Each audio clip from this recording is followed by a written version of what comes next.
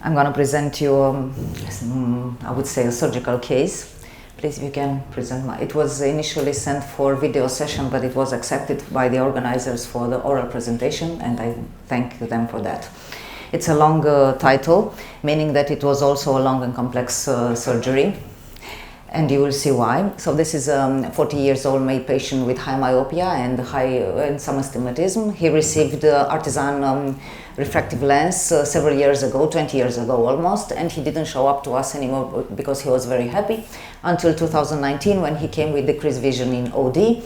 And indeed we found the slit lap exam, bullous keratopathy with no achievable endothelial cell count measurement, but good position of the Artisan lens and mild iridophycodonesis in this eye. The left eye, shown down there, had no pathological findings and an ECC of 1300.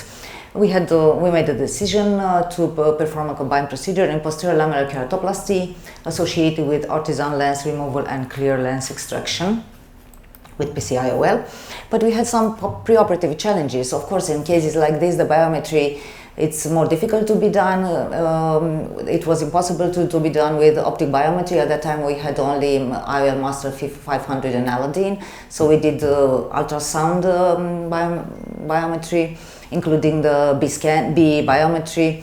The axial length of 22.5 is not that high, would not explain such a high myopia. The K readings, about 46, could explain the high myopia. Anyway, we had seen on all the biometer machines a thick lens, and also this iridophycodonesis with no history of trauma put us some questions. We thought about a microspherophakia. We performed UBM. The data were not that concludent because of the reflexes done by the Artisan lens. But you can see here in yellow a thick lens of more than 5.3 millimeters. So this is the surgery. Of course, we dilated the pupil because our intention was to deal with the lens as well. And to our surprise, we had this iris getting out of the anterior chamber only after injecting OVD. And this is OVD, but sooner we saw a large you can see here the zonula is extending, and here it's already a broken area of the zonular area, and we perform, of course, local vitrectomy. We sutured all the incision.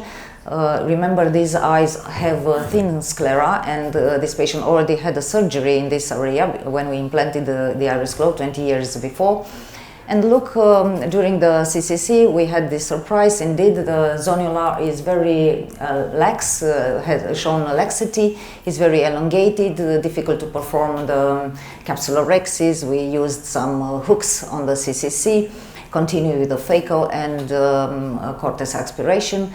Eventually we had very well cleaned the lens, the natural transparent lens, but we decided to remove completely the bag and to put an aqueous IOL sutured at sclera in 4 points with Gore-Tex. As a matter of fact, nowadays this is my preferred technique in such cases when I don't have at all capsular support.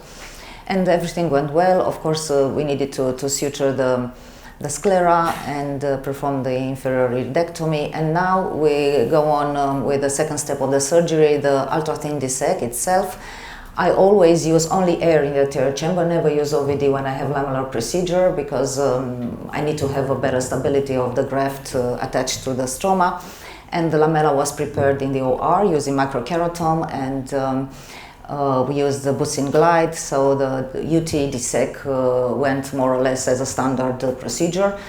Several sutures, it's better to have several sutures to be sure that everything is well closed and you can remove them afterwards. The third day post-op, the eye looked very nice, the attached lamella on the OCT as well, we had a nice image. 10 days post-op, again we have a nice image. We could do an UBM which showed a very nice stable IOL sutured sclera, and to our happiness, the patient just came 1 month ago.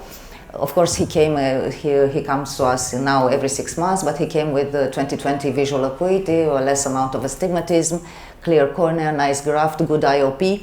The ACC is not that high, but it's stable in the last 2.5 years. So we are, let's say, optimistic about his eye.